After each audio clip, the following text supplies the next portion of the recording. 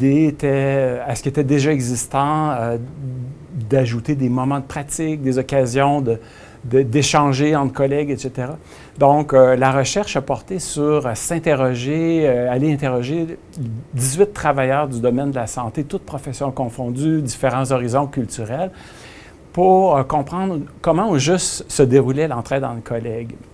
Puis les principaux résultats ont été d'abord de prendre connaissance du fait que les employés étaient très bons pour repérer la détresse, écouter, soutenir dans le temps, référer, ce qui sont les compétences de base en premiers soins psychologiques. Puis on a aussi pris conscience que cette idée de reconnaître les signes et symptômes et d'avoir certaines hésitations d'aller vers un ou une collègue en détresse étaient des choses qui étaient peut-être des besoins d'apprentissage. Donc, en bref, ce qui était en amont des premiers soins psychologiques. Pour donner 2 exemples, dans la reconnaissance des signes et symptômes de la détresse, les employés c'était très intuitif. Par contre, ils avaient tendance à se limiter aux signes et symptômes qu'eux avaient déjà expérimentés. Donc, nous, on a voulu créer une formation pour accroître le répertoire des possibles puis connaître d'autres signes et symptômes. Un dernier exemple, c'est la question des freins, des hésitations, des obstacles qu'on peut avoir à certains moments lorsqu'on vient pour prendre contact avec un collègue en détresse ou une collègue. Évidemment, ça peut être des obstacles de type hiérarchique, par exemple, « Ah, c'est ma supérieure immédiate, j'ai des hésitations » ou encore culturel, l'entraide, bien, ça se passe en famille, pas au travail. Ou enfin, d'ordre interpersonnel, exemple, moi, je ne connais pas cette collègue, comment je vais aller faire pour être pertinent auprès d'elle, auprès de lui, etc. Donc voilà, et c'est ces besoins d'apprentissage-là qui nous ont amenés à créer une toute nouvelle formation qui est présentement en implantation au Québec et plus particulièrement au CIS de l'Outaouais. La formation Bienveilleur est un complément là, très intéressant à la formation de base qu'on a développée au CIS de l'Outaouais.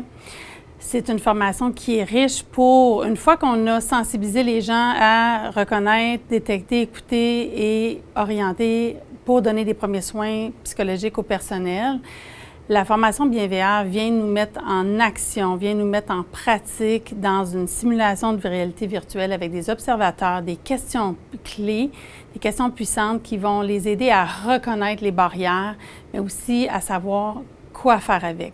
Dans les échanges, ça crée une ouverture. Les gens s'ouvrent et nous parlent de leurs barrières personnelles, mais aussi de comment c'est important d'aller vers les gens qui ont de la détresse. Une des grandes retombées de cette formation-là, c'est que nos bienveilleurs, donc les membres de notre personnel, ont été en mesure d'identifier leur propre frein qui fait qu'ils hésitent à aller offrir un soutien à un collègue qui serait en détresse.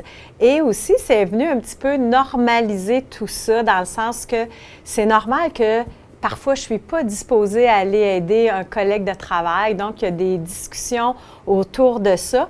Mais surtout, ce qui ressort de ça, c'est quelles sont mes stratégies si je ne suis pas en mesure à ce moment-là d'aller aider un collègue de travail.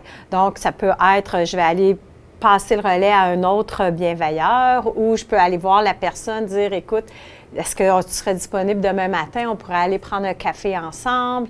Donc, c'est plusieurs stratégies, puis devenir normalisé, là, dans le fond, nos freins.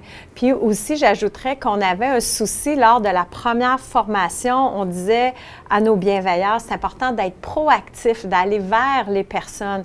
Mais là, cette recherche-là, donc cette formation-là nous permet justement de comprendre pourquoi parfois j'hésite à être proactif. Afin de pérenniser cette belle formation-là, ce qu'on souhaite se donner comme stratégie, c'est d'inscrire cette formation-là au plan de développement, dans le cursus de développement de nos employés et aussi de nos gestionnaires.